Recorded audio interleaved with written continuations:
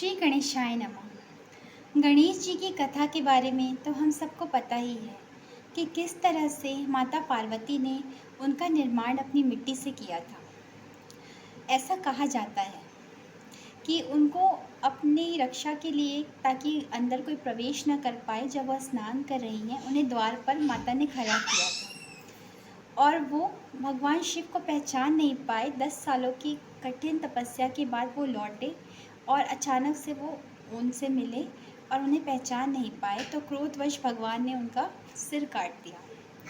इसके पीछे का जो रहस्य है वो ये है कि हम जब इस संसार में जीवन जीते हैं तो हम परमात्मा को कई बार भूल जाते हैं। अपने देहवश अहंकार में हम उन्हें पहचान नहीं पाते हैं।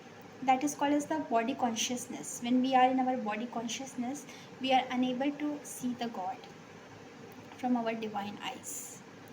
तो भगवान यह संदेश देना चाह रहे हैं कि भगवान ने इतनी तपस्या के बाद, मतलब जो इतने दयालु, इतने प्रेमी हैं, हर किसी पर दया करते हैं, वो अपने ही बच्चे का सिर कैसे काट सकते हैं। उन्होंने अपने बच्चे का सिर नहीं बल्कि उनका अहंकार को काटा, और उसके बदले में जो सिर लगाया गया वो विघ्न विनाशक सिद्धि विनायक स्वरूप, उसका वर्णन कुछ इस तरह से है। भगवान गणेश का जो माथा है वो बड़ा है, यानी कि ऊंच बुद्धि, बड़ी सोच का प्रतीक है। फिर उनकी आंखें छोटी छोटी हैं। छोटी आंखें यानी दूरदर्शी, दूर दूर तक देखने वाले, फार साइटेडनेस। इसके बाद उनके कान बड़े हैं। कान बड़े मीन्स कि हम उनकी लिसनिंग स्किल्स, वो बताते हैं कि we should have a very good listening skills. हमारी सुनने की क्षमता बहुत ज़्यादा और अच्छी होनी चाहिए। जिसके सुनने की क्षमता ज़्यादा है वही बुद्धि का मालिक हो सकता है, वही बुद्धिमत्ता हो सकता है। उसके बाद उनके जो मुंह है, होंठ है, वो छोटे हैं, यानी कि हमें कम बोलना चाहिए। ज़्यादा बोलने से कलेश होता है, ज़्यादा बोलने से बात बिगड़ती है। कम बोलो, मीठा बोलो, यह उनका संदेश है। दूर तक देखो, मतलब काम करने के बाद परिणाम क्या आएगा यह सोच कर काम करो। ये नहीं कि परिणाम आ गया फिर सोच रहे हैं कि ऐसा क्यों हुआ, ऐसा क्यों हुआ। उनका जो सूंड है वह एक छोटे बच्चे को भी उठा सकता है और एक पेड़ को भी उखाड़ कर फेंक सकता है। मतलब कि उसमें कोमलता और कठोरता। कठोरता को हम दूसरे शब्दों में कहेंगे स्ट्रेंथ, पावर, पावरफुलनेस। वो दोनों ही चीज़ है उनके अंदर, सॉफ्टनेस एंड द पावरफुलनेस।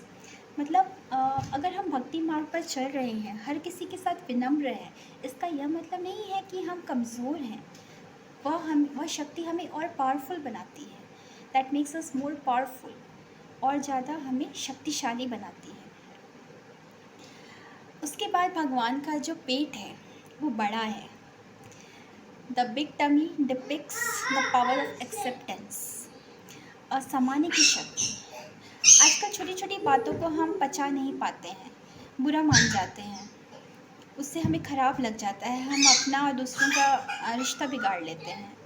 तो ये जो बड़ा पेट है, कुछ भी बात हो, अच्छी हो, बुरी हो, कुछ भी हालात हो, हम उसे पचा लें, संभालें अपने अंदर। उससे हमारा कुछ बिगड़े ना, बल्कि हमारा स्वरूप और सुंदर बने, हम उससे और बेटर इंसान बने। ये हमें सिखाते हैं। भगवान का जो चतुर्भुज रूप है उसमें एक हाथ में उनकी कुल्हाड़ी है। कुल्हाड़ी उन्होंने इसलिए पकड़ रखा है ताकि वो सारी नेगेटिविटीज़ और बुराइयां जो आसपास हैं उसे हम अपनी पॉजिटिविटी से ख़त्म करें, काटें। एक हाथ में रस्सी है। रस्सी का अर्थ है कि हम अपने आप को मर्यादा, डिसिप्लिन और अनुशासन से बांध के रखें। जैसे कि एक पतंग होती है, वो अगर डोर से बंधी ना हो तो उसका क्या होगा, वो कट जाएगी, कहीं भी उड़ेगी, कहीं भी जाएगी, उसका कोई वजूद ही नहीं रहेगा। पर जब तक वह डोर से बंधी है उसका एक वजूद है। वह कितनी भी ऊंचाई पर जाए, कितना भी सफलता पाले, कितनी भी सक्सेस पाले, पर उसकी डोर बंधी है, वह मर्यादित है, तो उसका उड़ना सफल है। फिर उनको एक दंत रूप दिखाया गया है। एक दंत रूप का अर्थ है कि इस दुनिया दुनिया में जो द्वंद्वता है, that is the duality. Duality का अर्थ है कि ये धर्म वो धर्म, हर चीज़ में डुअलिटी है। अहंकार की वजह से भेदभाव है, ये जात वो जात। भगवान भी इतने सारे हैं, किसे पूजें किसे ना पूजें, धर्म के नाम पे अंतर है। तो डुअलिटी ख़त्म करने के लिए एक दंत, यानी कि सबका मालिक एक, भगवान एक है। हमें सबको एक आत्मा रूप में देखना है, उन सब के साथ एक सा समभाव रखना है और व्यवहार करना है। किसी को कम या ज़्यादा नहीं समझना है, चाहे वो गरीब हो अमीर हो, किसी भी धर्म जाति का हो, किसी भी लिंग का हो, कुछ भी हो। उसके बाद उनके एक हाथ में ऐसे आशीर्वाद स्वरूप है। आजकल हमारा हाथ हमेशा ऐसे रहता है, मांगने वाली कंडीशन में। हम हर चीज़ चाहते हैं कि हमें मिल जाए, पैसा, पावर, और कुछ नहीं तो प्यार मिले, इज्जत मिले, सम्मान मिले। हम हर चीज़ चाहते हैं। लेवता स्वरूप है, लेवता आसुरी गुण होता है। लेकिन भगवान क्या कहते हैं कि हमें सबको देना चाहिए, हमें देवता स्वरूप होना चाहिए। हमें सबको प्यार, आशीर्वाद, दुआएं और जितनी चीज़ें हमारे पास हैं अच्छी, वो सब देनी चाहिए। तो यह जो हाथ है इस तरह से, वो हमें देवता बनाता है, देवता स्वरूप बनाता है।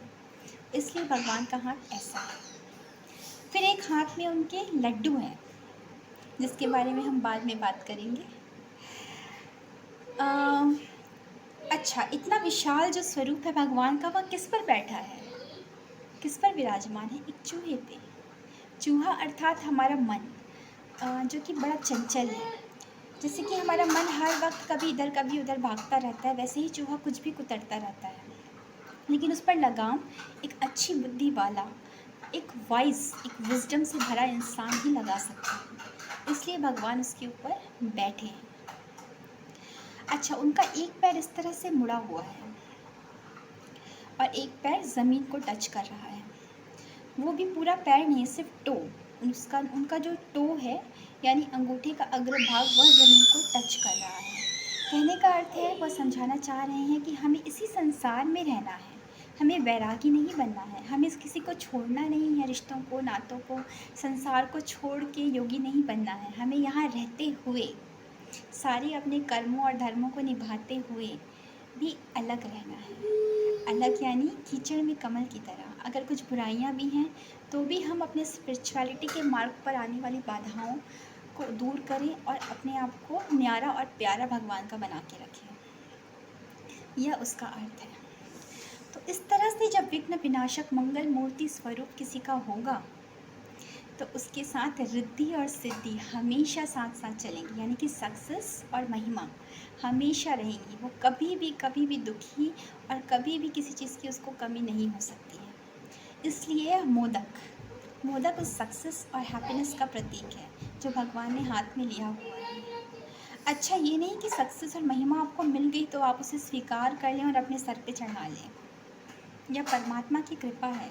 इसे उन्हें प्रसाद समझ के हाथ में रखा हुआ है, उन्हें कभी भी खाता हुआ नहीं दिखाया गया है। यानी कि हम कुछ भी चीज़ को अपने ऊपर ना लें, स्वीकार ना करें, सब परमात्मा का प्रसाद समझें, उनके ऊपर डाल दें कि करने वाला वो है, हम सिर्फ एक कठपुतली हैं, कराने वाला वो है। हर अच्छा काम, हर जो भी हमें मिल रहा है, जो भी है, सब उनका है, हम खुद भी उनके हैं। तो ऐसे विघ्न विनाशक मंगल मूर्ति स्वरूप सिद्धि विनायक की हमें सिर्फ पूजा नहीं करनी है दोस्तों, हमें इनके जैसा बनने की कोशिश करनी है। गणपति बप्पा मोरया। श्री गणेशाय नमः।